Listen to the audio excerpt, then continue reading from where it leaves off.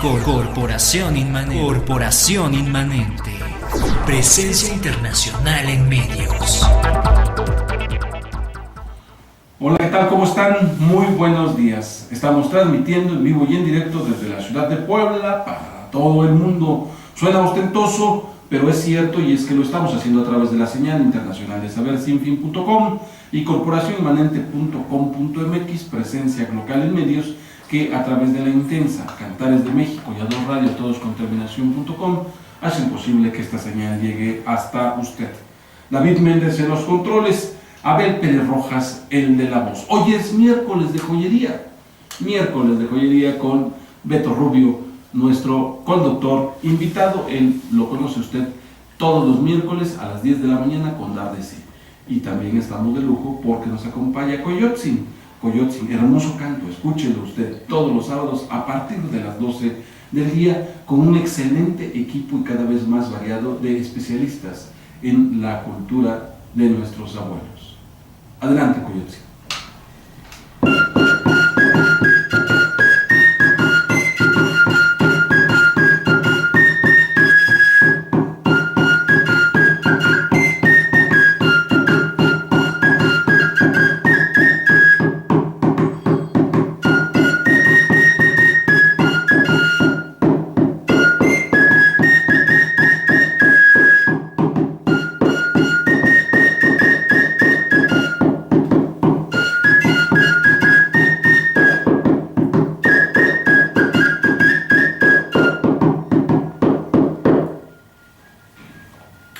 Ha sido Coyotzin con este sentimiento que solamente los huesos, los cascabeles, el carrizo lo pueden dar, la piel sensibilizada a través del cuero de los tambores.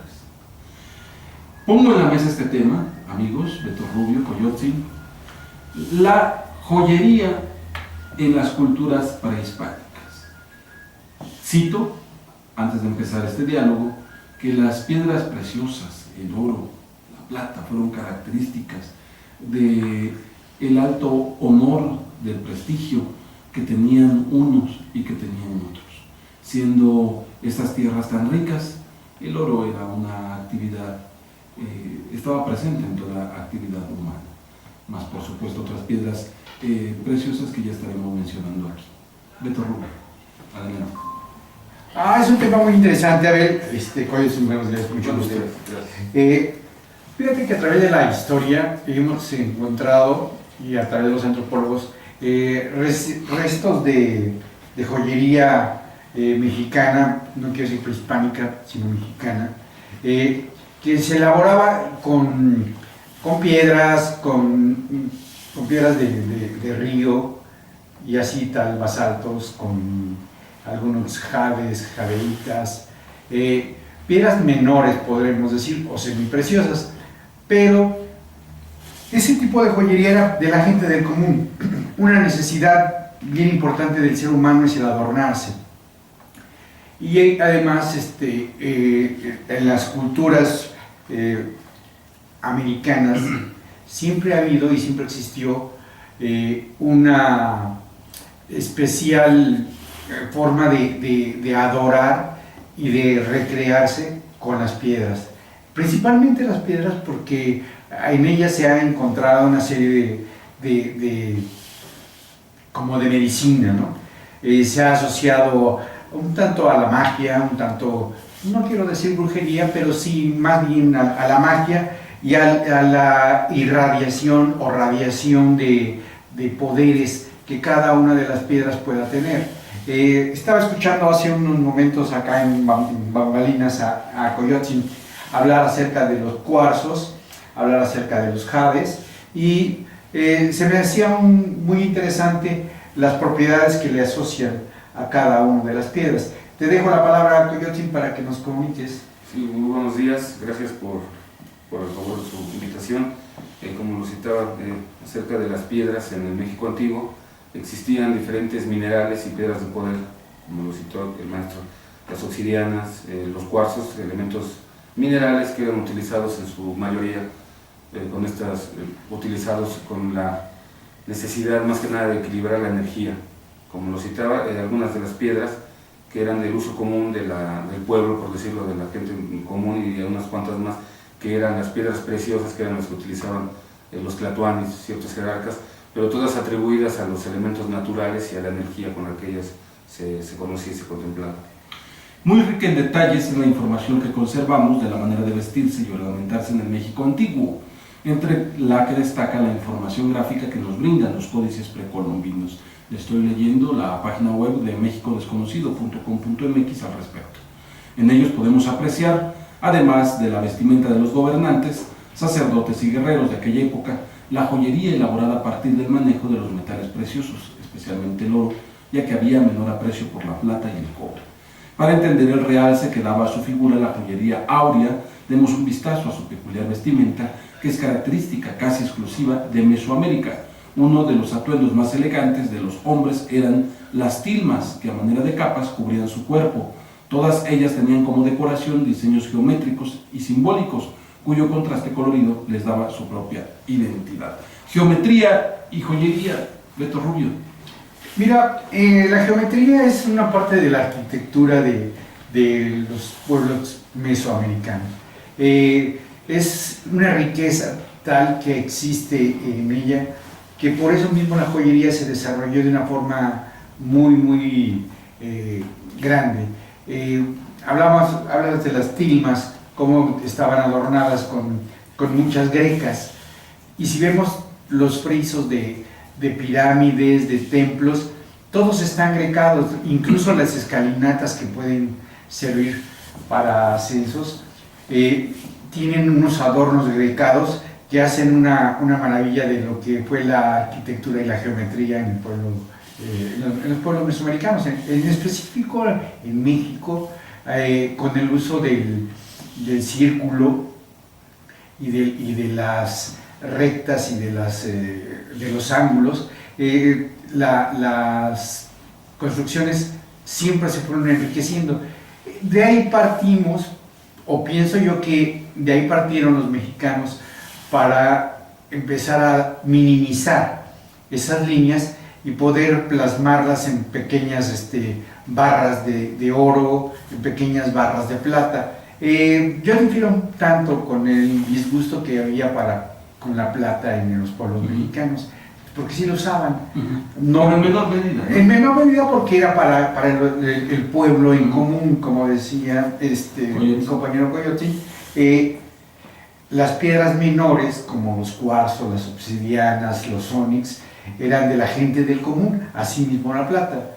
Y las piedras como las esmeraldas, las turquesas, los rubíes, que sí se dan en América, los utilizaban los grandes jerarcas, los tlatoanis.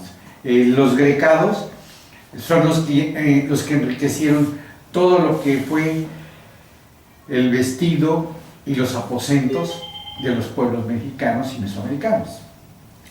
Coyotzin, esto de la geometría en realidad es un representar gráficamente el saber ancestral, la influencia que tienen los astros y Tonantzin con el ser humano, de tal manera que no hay una diferencia entre Tonantzin y el hombre, sino en realidad es uno solo. Por eso el círculo que no tiene principio y fin. Pero bueno, tú eres el experto, platícanos. Más que nada, como usted lo cita, doctor, somos uno con el universo, con la madre tierra.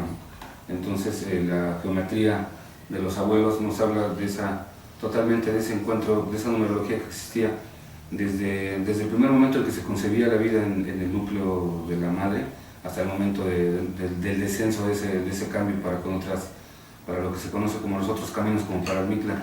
En este caso, como ustedes lo citan, todo este grecado es el conglomerado de unas sumas matemáticas de todas estas restas, de estas divisiones, de este cómputo. De hecho, los acualis o las pirámides tenían las grecas tenían también toda esa magia y ese misticismo que al final del día representan cuentas.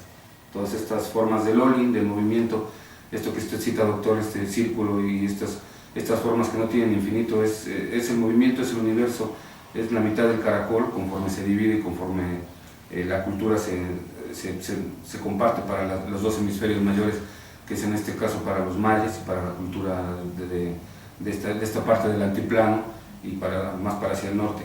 Pero propiamente la geometría, y esto que era propiamente eso, todo este tratado que ya venía desde los orígenes universales, y que una vez llegados al seno materno, por medio de nuestra madre Tonantzin, en este caso como es nuestra representación, definitivamente todo esto es por medio de las danzas, la música, todo esto son cuentas totalmente.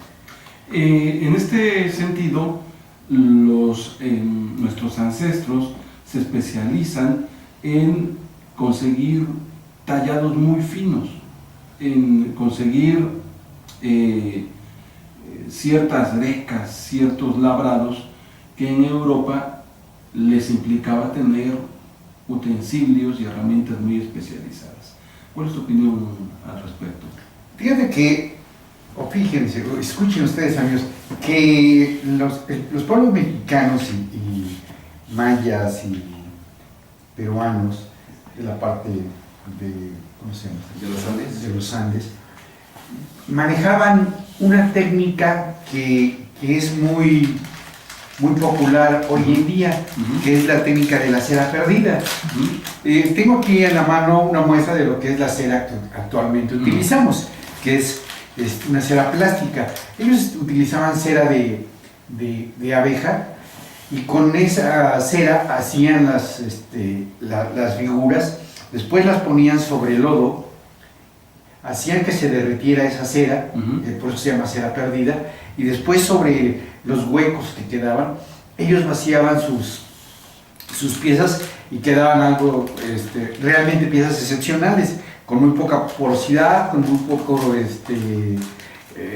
error, y que ya con algún tipo de piedras y de arenas, ellos iban lijando. No utilizaban las lijas ni las limas como lo usaban los europeos, pero sí utilizaban las piedras y las arenas para dar terminados y tallas. Por eso vemos que la joyería americana, hablo de todo el continente, no era tan brillante como la europea, porque estaba un poco como mateada, que le daba un toque muy, muy especial, una textura muy, muy más viva, ¿no? Eso es lo que a mí me da la impresión de ese terminado, a diferencia de las texturas europeas e incluso orientales, que sí alcanzaron ya una sofisticación en cierto pulido, pero se ve muy sintético la apariencia, ¿no? O sea, se ve muy metálico.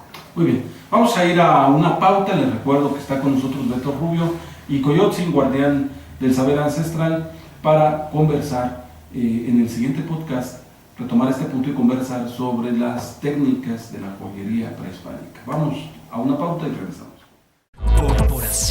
Corporación Inmanente. Presencia internacional en medios.